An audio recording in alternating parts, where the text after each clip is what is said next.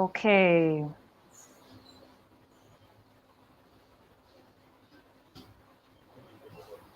Great.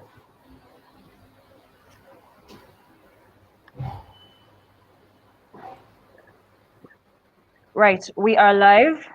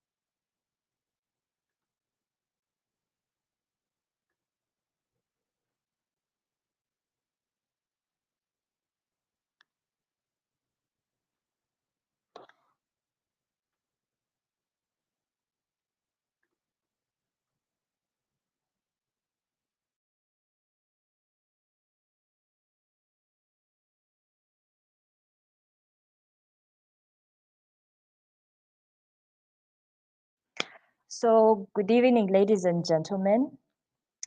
I am Namwone Brenda Tabitha from Macquarie University Business School, and I am the DSC right there. And we're sorry for the delay today. We're really sorry, but it was a technical problem and that's been fixed. I hope you're all gearing up for the session and ready to have fun with us. So, our two speakers for the day are Obum from the hosting university and our program manager of the Google DSC Sub-Saharan Africa program, Mr. Muhammad Samu, also known as Auwal. We hope this session is going to be as engaging and as amazing as you'd love it to be. I'd ask you all to leave your university name in the chat section. We'll be more than glad to hear from you and where you're from and what you'd really look forward to in this session. Once again, I've mentioned I am Namwone Brenda Tabitha. You can call me Tabi or Tabitha. So I'm from DSC MUBS, as you can see from our presentation over there. And my handle on Twitter is at Little Mugisu, Little_Mugisu. Without further ado, I hope we are ready for our first speaker, Obum.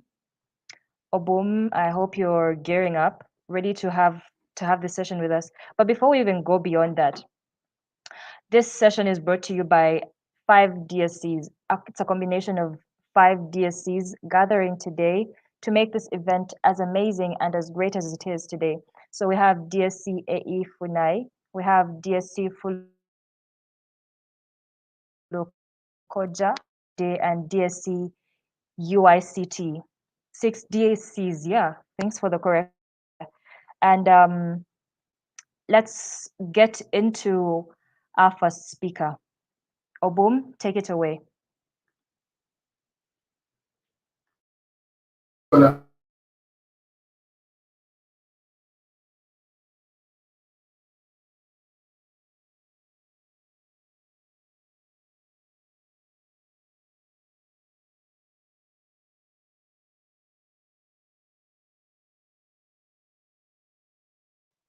Please unmute.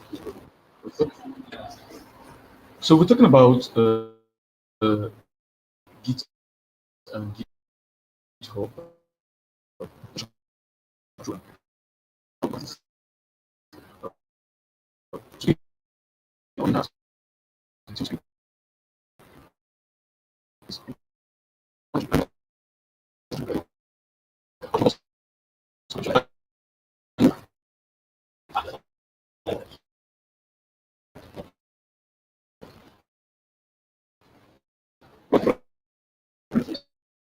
this, I end of this, I end of this,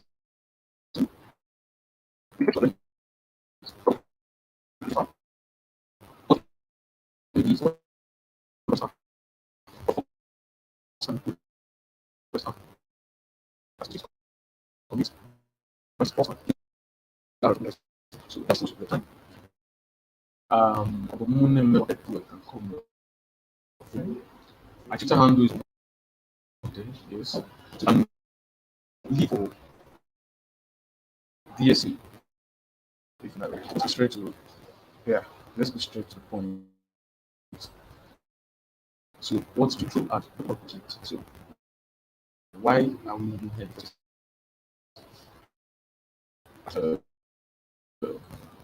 so how Git came about, the different things we're going to be touching, how Git came about, what repositories are. So repositories are project containers. I'm going to explain everything in detail the way you understand. Commit and branch.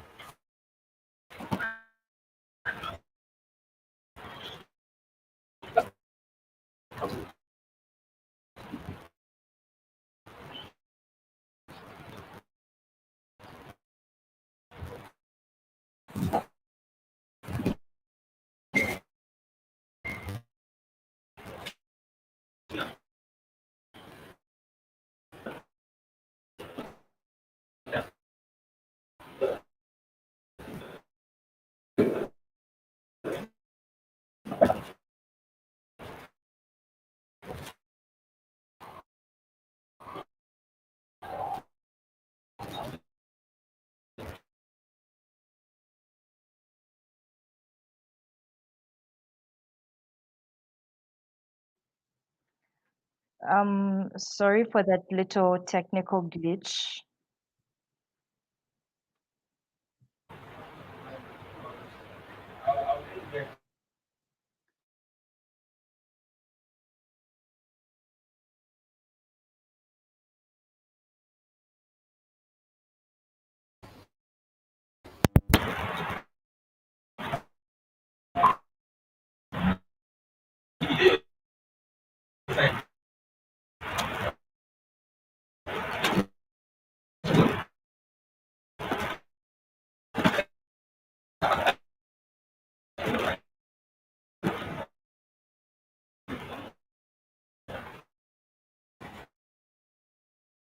Okay. Oh, okay.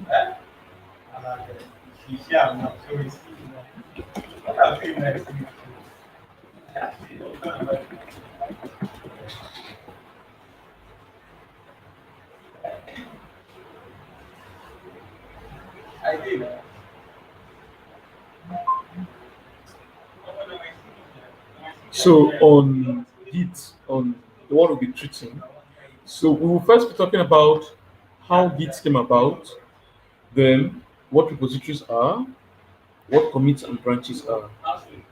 So how Git came about in the first place.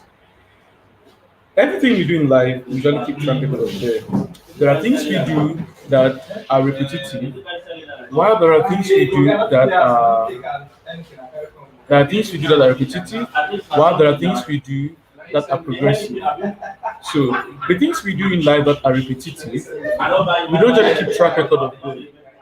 We don't usually keep track record of them. But the things we do in life that are progressive, there's a need to keep track of it.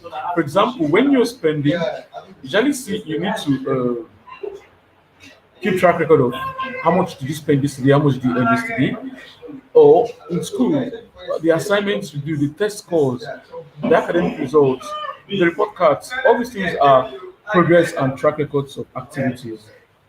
Software development too requires its own track records. Like before Git came into play, or before there was version control. Sorry about that technical glitch that our speaker is having on his end, but he's going to have it rectified in a second. So at the moment, I'd like you to tell us which university you're from, where you're checking in from, and what you expect from today's session, what you would love to know about Git and GitHub, and how best you'd love to be helped. So we're going to switch to our next speaker shortly before we can go on back to Obumuneme.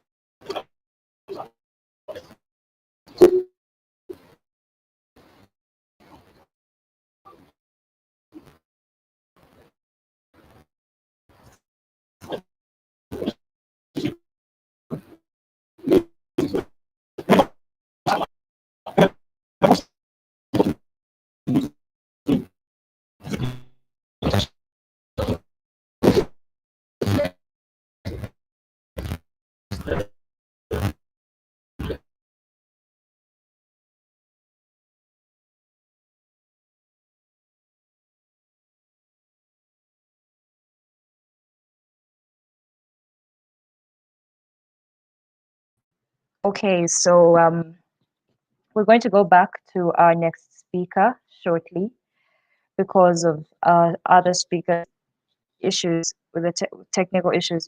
So, Auwal, are you there? And are you ready to go? Sure, I'm here.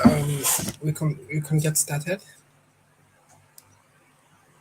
So if you could probably project my Great, screen. great.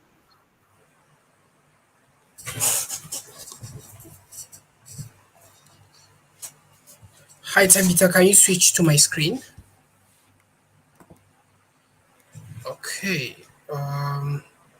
Yeah, I guess I can start from. Let me probably start over from his session. Our speaker is supposed to be Mr. Obun. Unfortunately, he has connectivity issues and he's not able to present.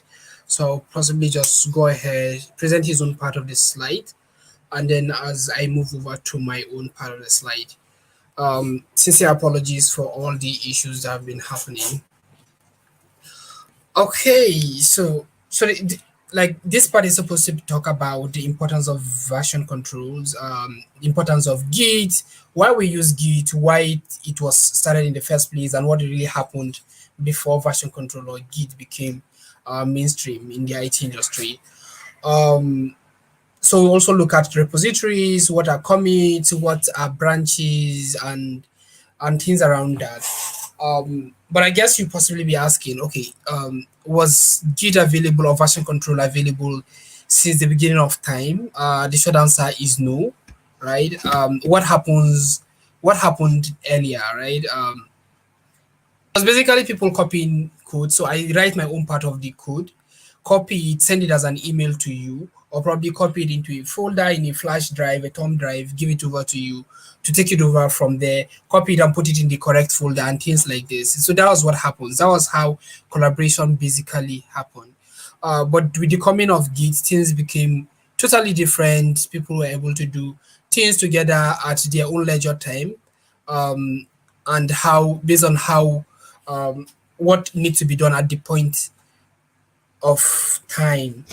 Um, so on version control, basically everything in Git is basically like a commit, and what commit is basically time traveling, keeping track of what happens at the point in time. So from what you see on this slide, tracking code histories and changes were hard before, or literally impossible before the beginning of version control. And basically, what version control does is it takes versioning, a record of a file or a page at that point in time. And as you try to make changes, the state of that file in question or the folder in question gets changed, right? And then many different things happen within those times. And then when you use Git, you get to be able to see, okay, what was the state of this file at this point in time? What was its state at, what's its state at like the next milestone and stuffs like this. So it basically like gives the ability to time travel back in time to see, okay, what did things look like? But if you want to have a message, like basically a message to know, like you want someone to be able to know, okay, this is what happened between here and here, this is what changed. So you commit, you basically write a message. So commit usually comes with a commit message, right? To basically explain what happened within that time period. Git itself was built by the same person who anchored the Linux kernel, the Linux kernel that powers literally a lot of machines you use at the moment, some laptops, your Android mobile and stuff like this that are powered based on Linux were built by the same person, Linus Torvalds, in 2005. If you want to check out what Git looks like and want to download, use this link to download Git into your system. So repositories are basically, imagine them to be folders, right? Repositories are basically folders, and folders usually have files. The same thing happens. Repositories are folders, files are files in the same case. So what happens is when you're trying to build, when you're starting a project, when you want to save a project on GitHub, or like literally any of those, when you want to even save a file on Git, when you want to track a file on Git, you need to do something called git init. It's a command in Git that tells your system or tells Git, hey, keep track of this folder, location, and tell me whatever changes, right? So it's just like saying, okay, giving someone the task of, okay, this file belongs to Miss Tabitha.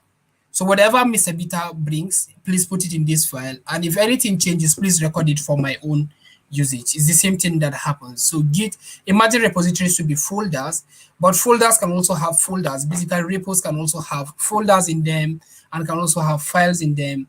And the good thing about Git, about repos, is they are unlimited. All right.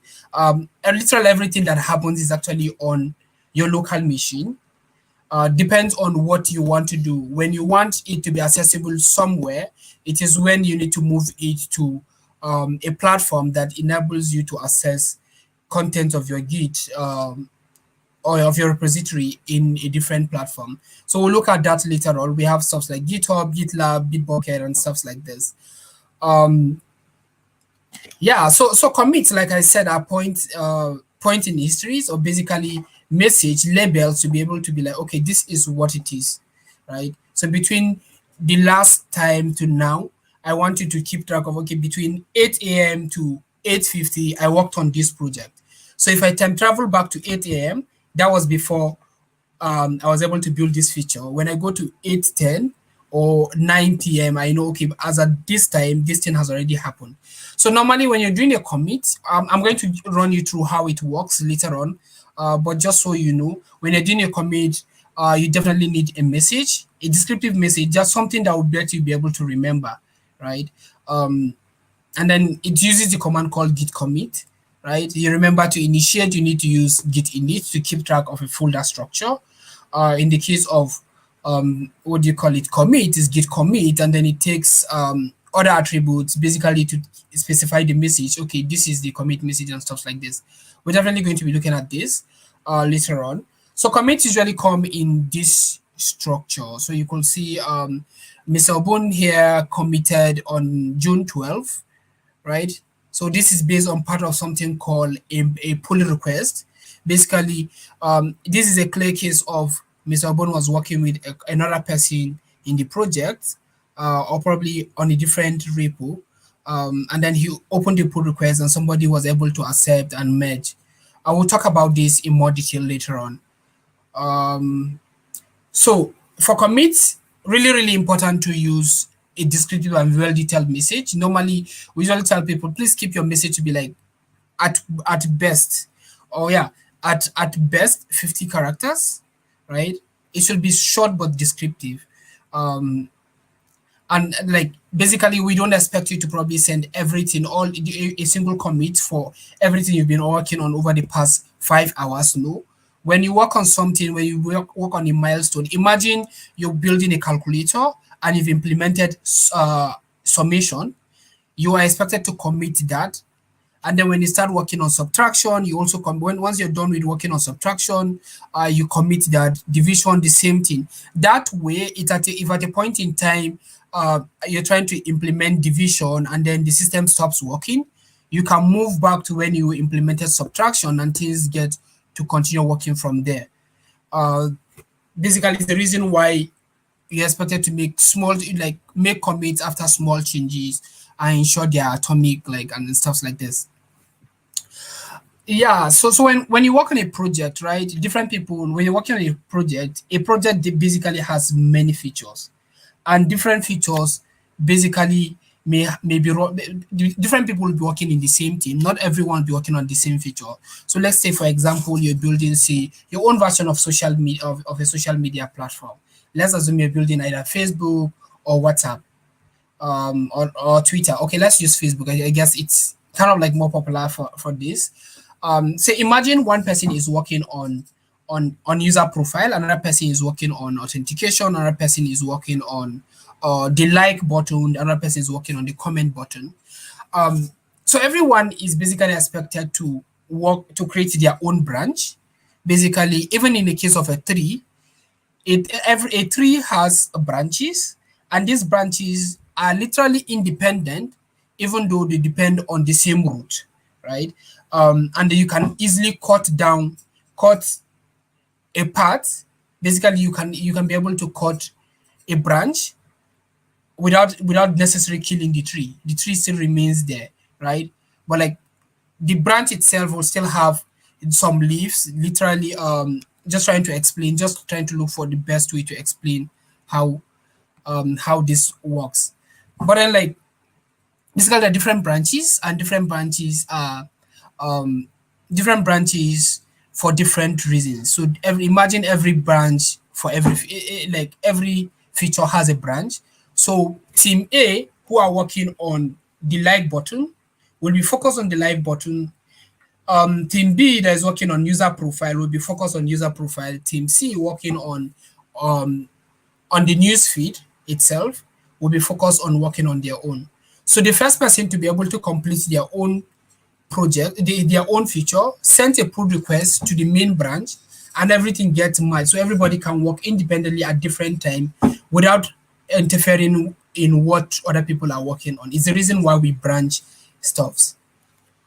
I'll do my best to explain this. So this is an example of someone creating a branch and switching from the main branch. So when you initiate a project, right, everything falls under the main branch. Imagine it's a tree, it's going up, like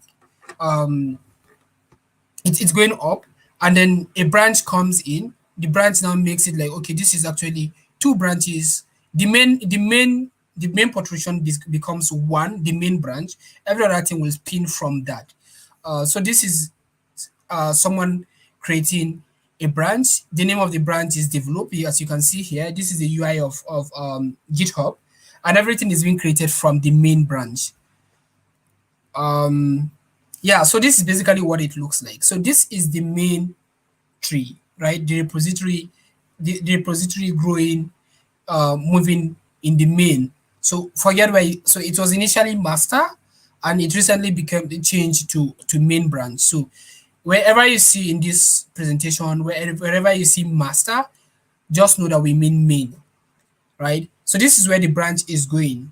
So imagine here you're working on a small feature, say the like button. Not even the like button. Say if you go to when you go to like on Facebook, you get other options. Imagine that to be a small feature, right?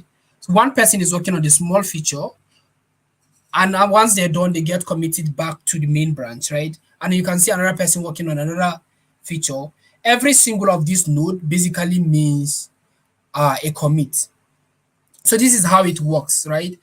You could be working on a little feature or a very big feature and be committing as you work on that, basically telling that, okay, we've reached this milestone and stuff like this. So different people have different ways. This is one example of Boom use for branching. So let's take a look at here. So when you create a project initially, it usually used to be main, And then we usually spin to development. So we create a folder called development where different people, where everything gets merged back to, right? It's the active development branch, and this one is usually deployment or stuff like this. Different. So this is just one example. There are many different ways where how people do their branching. It could be many different things. So you can see down here, you can see admin panel, and you can also see right here we have this is admin panel, and you can see user panel. So from the develop branch, somebody is still able to branch down to the admin panel to be able to work on what he's working on that. So assume after 1 to commit, the person has completed the project, the feature, and is able to merge back to develop, right? So it basically tells you how branches can be able to spin out of other branches as well as merge back to each other. And then you can see this one kept going, even though this person has already merged, or this team has already merged their own commit. So this is exactly the same thing here, basically explaining the main branch moving a small branch created from this, and then at this point in time, the branch gets merged back to the master branch, and stuff continue to work. So it's basically a short explanation of what Git repositories, how Git works, and how the repository system works basically. Version controls are very, very important, especially when you're working in a team. What I usually advise people is, even if you're working alone, it's really, really great to have to have a good understanding of how version control works, because when you get to probably work in a company or in a team, you get to know how to be able to work with people without facing any challenges. So let's move to, I'm going to skip this. So I was presenting from his own end. Now I'm going to my end. I think I got introduced already, so we could probably move. But at the point in time, if you have any question, my Twitter handle is Auwal MS. And I'll do my best to respond. We don't have much time. I don't want to consume much of your time, so we're moving to my own part. Yeah, so we're looking at how GitHub, like I mentioned, it's not just GitHub. We have GitLab, we have Bitbucket, we really have, I've seen other version control systems, right? That are spin out of all these, but like basically this is how things work. We're going to look at how they aid in code collaboration. Imagine you got employed as a software engineer, and you are here trying to work with other people, and you just don't know how you can collaborate with people. So we're going to look at what is GitHub and what is GitHub, basically. What are forks, what are pull requests? I mentioned pull requests earlier, and what's the difference between Git and GitHub. So GitHub is basically a cloud-hosted Git system. Just imagine Git on the web, right? It's basically what GitHub is. And not like GitHub has some different special commands, but GitHub is literally like I think I read somewhere where they said GitHub is the social media for developers, because it's basically where everybody showcases their skills and what they've been working on. But besides the fact that Git lets you to be able to track to keep track of a repository, there are a couple of things that GitHub, as well as the rest of the web hosting platforms, Git hosting platforms like Bitbucket and GitLab. One other feature that was added is the fork option, the ability to be able to copy another person's GitHub repo into your own repo. Imagine you're working in teams, you want to be able to work in your own repo, a copy of the original repo, and be able to send back merges when there is need, when you want to merge back to what is needed by the whole team. We're going to be looking at that also. And then issues. So imagine you're using somebody's repo, a library or stuff like that, and then you want to report, hey, this is not working how it's supposed to be working.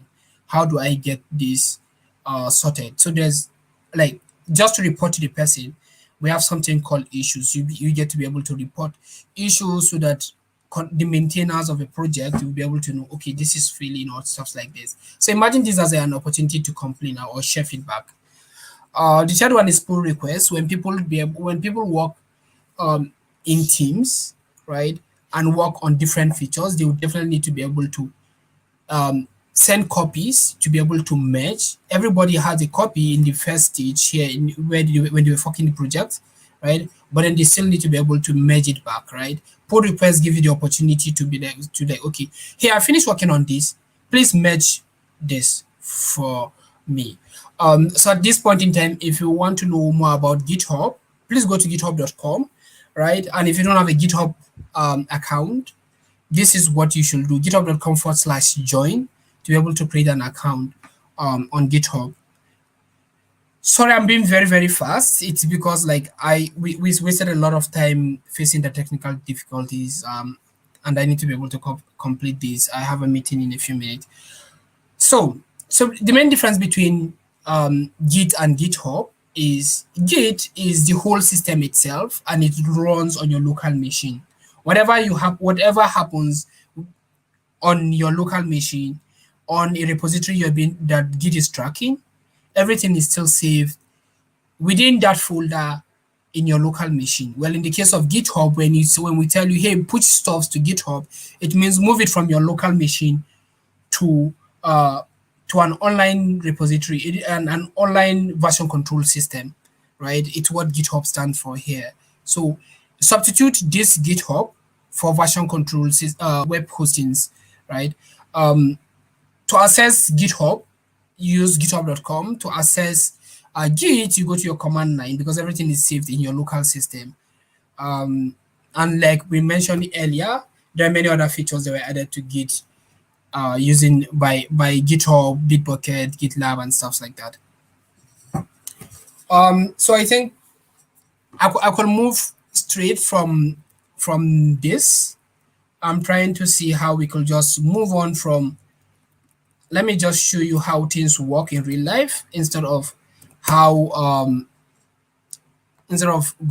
spending the whole of the time explaining this. So we're going to be looking at how forks work, how pull requests work, and then we'll do a recap. So we're going to I'm going to GitHub straight instead of just wasting your time here going through the explanation. So you see how it works in real life. So I'm going to stop sharing my screen and share the next tab, share a different tab. Just a moment. Okay, sharing the whole window. Yeah, okay. So this is this link. If you want to join us, if you want to probably see what I'm doing, it's in GitHub. It's on the what do you call it? It's under DSC AE-FUNAI. Maybe the host can probably share this with you. So for example, at this point in time here, I am visiting this repository and I want to see how forking works, right? This is basically a UI, the UI of GitHub. This is us looking at how a project looks like. So in the case here, I want to make a copy. At the moment, you can see I'm under DSC AE-FUNAI, right? Under a repository called GitHub event. And at the moment, I want to make a copy of that to be sent to my own profile so that whatever I'm going to work on, I'm going to be working on from my own path. So I'm going to click on fork. You can currently see it's 0. So once I click on fork, it's going to ask me, hey, what account are you going to be using? So I'm sending it to my personal account. So we're making a copy so you can see it now. So it's currently under our LMS GitHub event, but it's forked from here, right? So this is me looking at my own copy of the project. The other thing we were supposed to show you is action. I'm not sure issues. I'm not sure it has been implemented. Let me see if I can update that. I'll possibly, let me see if I can be able to activate issues. I think issues is, yeah, okay. So we find issues here. And we're going to be saving this. Let's see how things work. So now issues is a possible thing. So under this now, So I'm going to say, okay, first in here, I'm going to create an issue just to tell you how an issue works. Issue is basically, so different people use it for different things. Some people use it to track to do, some people use it to, for feature requests because, hey, maybe you wanted to add a part of the project, a feature to the project, you can probably submit a feature request, or if you face a bug. So for us here, I'm going to add a to do. So the to do, the issue in our own case here is add name to attendees.json, and then I want to give more details. Please let me be able to add my details to attendees.json. So I'm submitting, I just submitted an issue, right? So it currently shows open, right? Basically now I'm going to look at, okay, so how do we solve this? So something we didn't mention is for us to be able to code, we need to be able to clone the project. So I'm going to clone this project at the moment. So remember I told you GitHub happens, like Git basically happens in, I don't know. Can you see my screen? Tabi, just a moment. Let me stop sharing and share the whole of my screen. That way everybody is able to see. I'm sorry. So I'm sharing now. Tabi, can you add me to the slide? Okay, great. You can see now. So I'm going to my Linux terminal.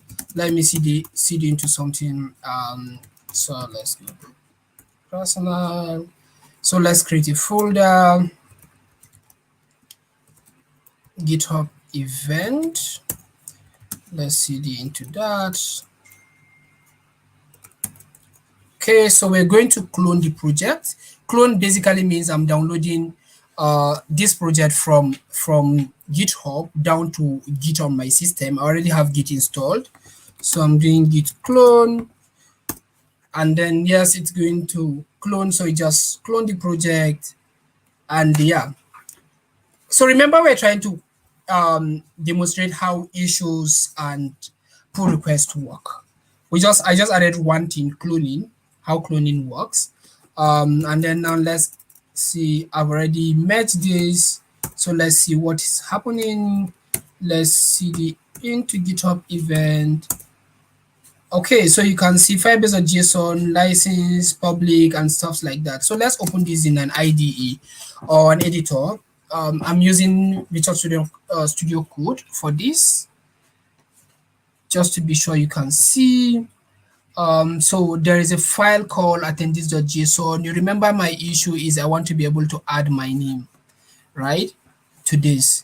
So this is the sample. I'm going to assume this is the sample of the project. I'm not going to clean this. I will leave this so that if any other person who wants to join me, who has some experience with Git, can be able to join me, and let's do this together.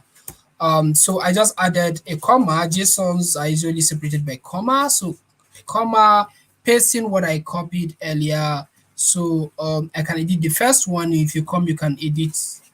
So let me just edit the last one. So my name is Auwal MS. My school is DSCSSA. My website is auwalms.com.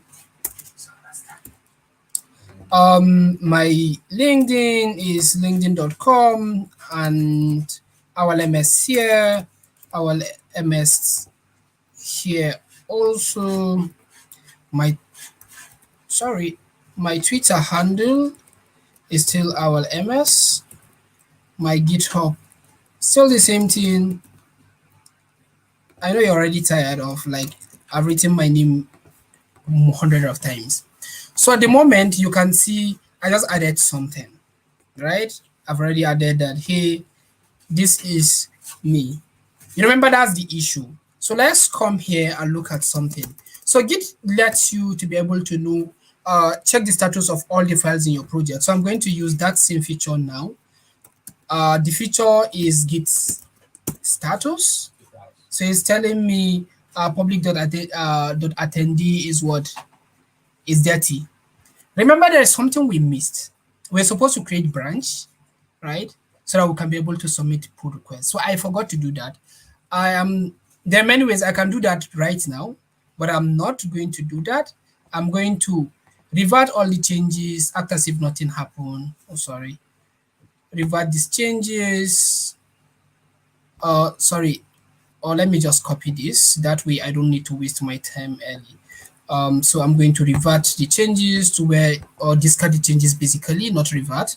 So nothing, so this at the moment, let's check this Git status to see. I'm not sure you can be able to see. Let me zoom in.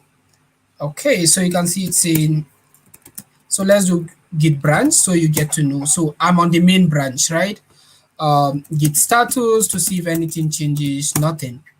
Branch is up to date, right? Because I didn't work on anything. So I'm going to be creating branch now. Create branch and then give it say so normally we usually like this. Just since it's a feature I'm adding, you add fit, but less conventional way. Sorry, Git branch Auwal to JSON, right? So let's now check Git branch and see what is in there. Okay, so you can see Auwal to JSON is one of the branch, but it's on the selected branch. So we're going to check out that. So check out, it means to probably switch from branch A to branch B. So I just did this. I have now switched my branch from the main branch to Auwal to JSON. So let's check and be sure that is what just happened. So yeah, you can see Auwal to is now the selected branch. You can clearly see it from here. So let's go back to our editor to see, okay, what is happening. So we're now going to be adding that part of the project. So I'm going to paste what we copied earlier. Wow, so it didn't actually copy. Oh, sorry. So let me be a bit fast with this. Apologies. So let's see, dear CSSA. So to make things easy for everyone, I'm just going to copy our MS and just paste it. Here is in, paste.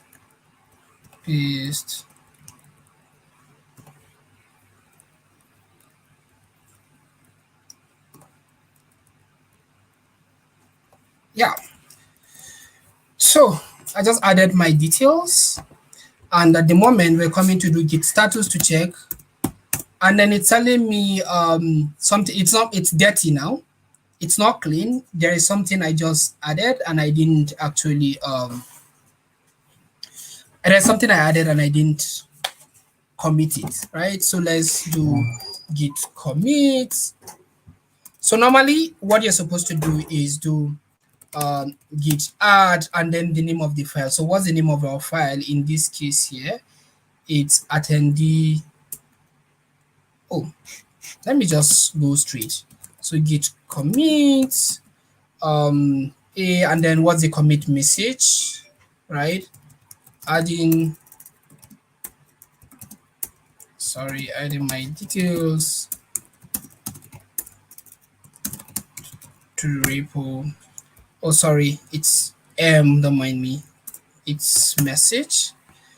Yeah, so it has been committed but not staged, right?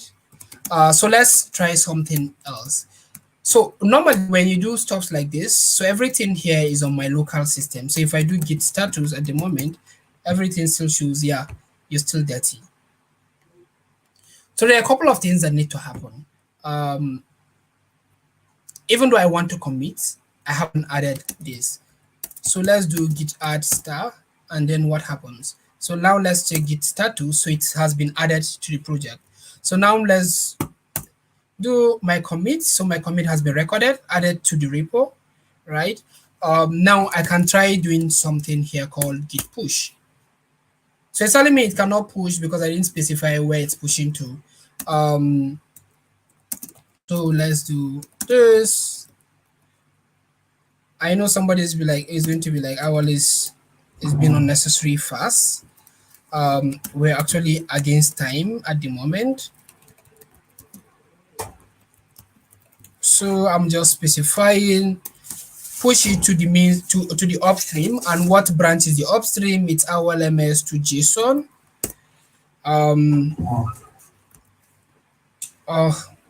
It's double this. So it's asking me for my handle, provided, email, password, pushed. Yeah, so everything is now there. So let's go back to GitHub now. So you can see GitHub has already told me, hey, our LMS has been recently pushed. So now, remember, we've already created our issue. Everything here is for us to be able to create a pull request to see how pull request works. But when we come back here, you remember I mentioned what branches looks like. So at the moment, you can see we have the main branch is we have the main branch, which is default, and we have Auwal to JSON. And we can actually compare what is in Auwal to JSON and what is in main branch so that we'll be able to submit a pull request. So the base directory is this, and this is my own. So I'm going to merge from Auwal MS to JSON to Auwal GitHub event repo. And from here specifically, I'm still merging it directly back to the base branch, basically DSC AE-FUNAI, which was the website, which was the main branch that I was able to copy from. So here is just be like, okay, I added my name and details to the attendee file, right? So one thing to now think of, like, okay, so you can come down here and say, okay, this is the changes. So this is just what I added to what is already existing. So if someone else was working on the same project and did this, the person will now be able to what do you call it? The person will be able to do his own. My own is from line 11 to 20. The person merging the pull request will be able to see, okay, what happens? Are they conflicting? Are they not conflicting? And things like this. So there are different ways it could be. I can create a draft, but I want to close the repo now. So I'm trying to close this now. So I'm going to do this. Yeah, so you remember we mentioned that there are issues, right? So I'm trying to now merge it to be like, please merge it. It's me reflecting on issue number 1 that was created on my repo. So I'm going to do this now. We're creating pull requests. So merging is block. So the restriction on the repo is basically that, okay, at least one person has to review my pull request before it gets merged. Reason, this is how it happens in when you're working in a team. So when you work on a project and submit a pull request, someone else has to read your code to certify that, okay, it's actually solved what it's actually solving. And or if there is anything that needs to be corrected, the person will be able to point out to you. So this is basically how things work. Let me pray maybe the admin is on this call to be able to possibly go and review my pull request and see if they can merge it. Yeah, so changes have been approved. So the admin has already, so Obum has already approved my changes, and there's no conflict. He can decide to merge it. Yeah, you can see Obum has successfully merged my pull request. So we basically I'm now recognized as a contributor to this repo. So if another person is on this call that is trying to probably submit a pull request, the person can clearly be able to see, the person will be able to see, will be able to make his own contribution, and his contribution will be recorded. So I think there is there's a site that was built. When you make a pull request, it gets reflected in the website here. Yeah, so I think we're waiting for the pull request to be moved to, just hoping everything has been merged.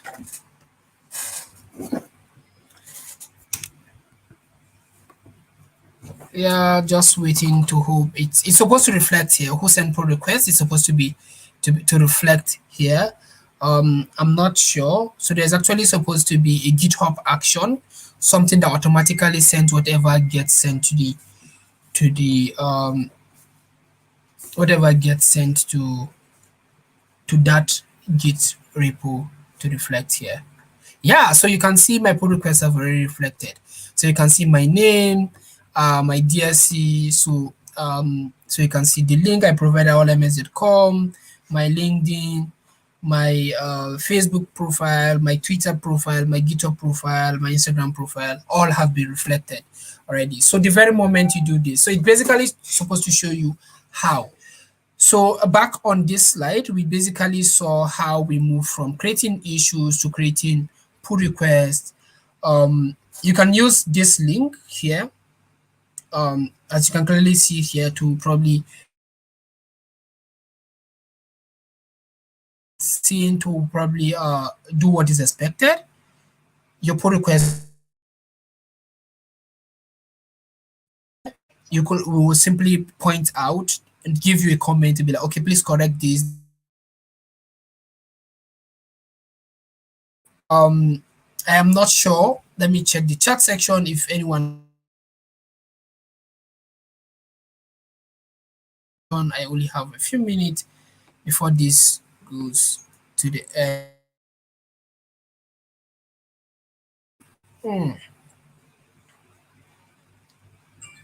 Well, trying to see if anyone has any question on the chat section. I cannot see any. So, okay. So I'm going to assume there is no question at the moment, right? There's no question here. And I can call it a day basically. If you have any question, like I said, my handle is AUWAL. You can simply send me a chat and I will do my best to explain to you what I mean by what I explained on the session. Thank you very much for your time. Over to you, Tabitha.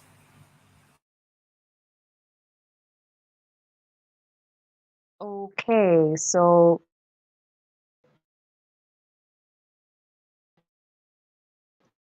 thank you so much, everyone.